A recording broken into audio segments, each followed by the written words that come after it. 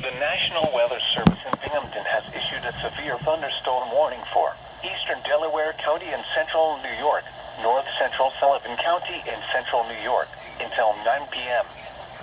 At 8:22 p.m., severe thunderstorms were located along a line extending from near Hobart to near Hazel, moving northeast at 35 miles per hour. Hazard, 60 miles per hour wind gusts. Source, radar indicated.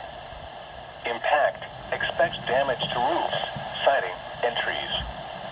Locations impacted include Roxbury, Andes, Stamford, Margaretville, Hobart, Fleischmann's, Arkville, Livingston Manor, Dunraven, and Wolf Hollow. For your protection, move to an interior room on the lowest floor of a building. Repeating, a severe thunderstorm warning has been issued until 9 p.m. for the following county: Sullivan, New York,